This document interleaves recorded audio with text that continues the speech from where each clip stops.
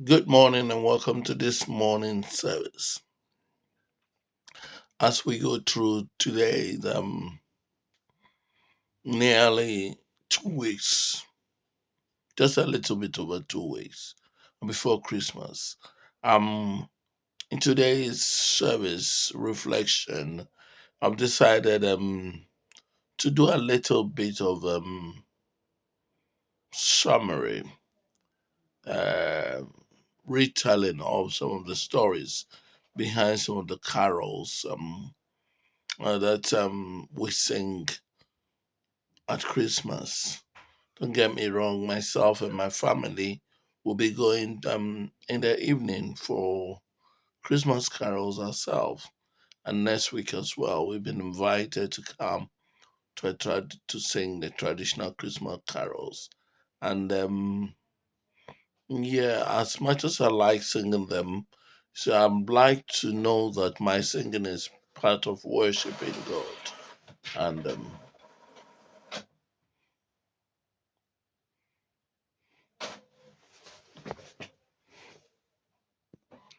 yeah, so I like to know that my singing is part of worshiping God and that my worship is part of being worshiping God in spirit and in truth.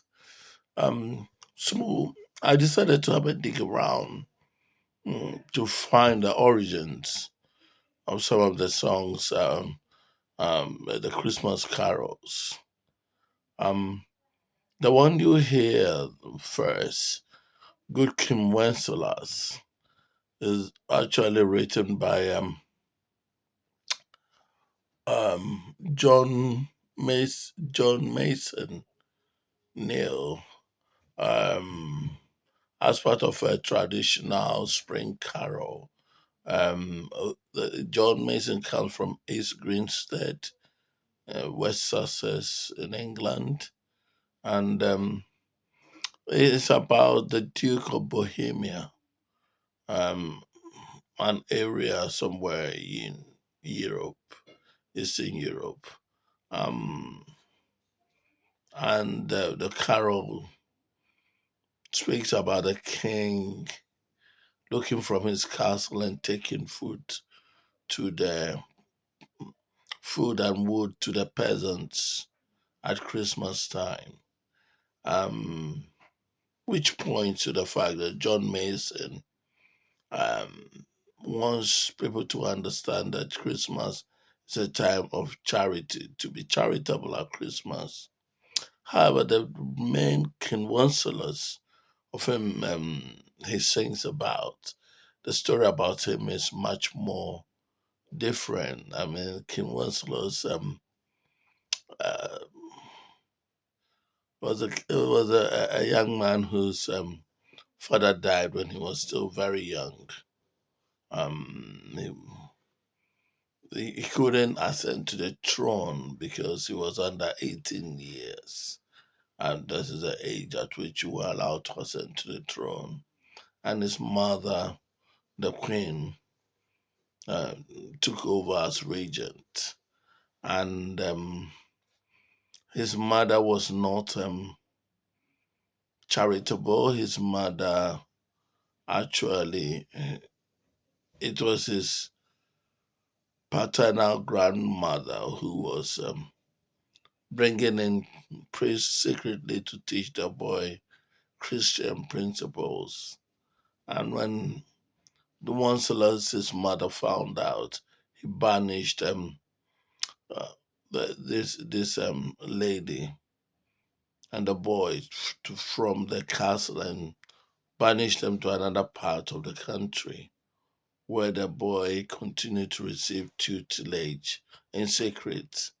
Um, but then when the boy turned 18, he took over the real, he took over the throne and took what was rightfully his and then banished his mother um, from the castle for the treatment she had given them, he and his paternal grandmother.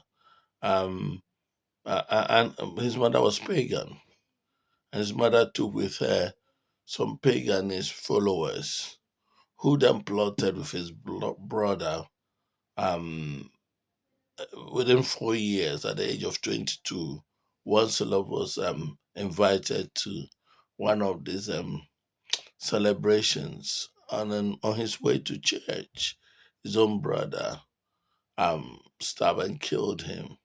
So when you're singing this carol, as much as um, and it tries to highlight the principles of compassion. However, the true King Wenceslas, um, the story is totally different. Amen. And I'll leave you to make a choice for yourself. I do not want to spoil your tradition, but um, let's worship God in truth.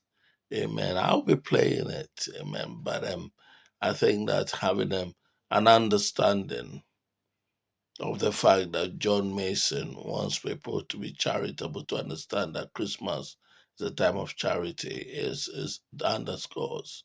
But let's not get into um saying it as if it's one of the um um truth. It's not truth.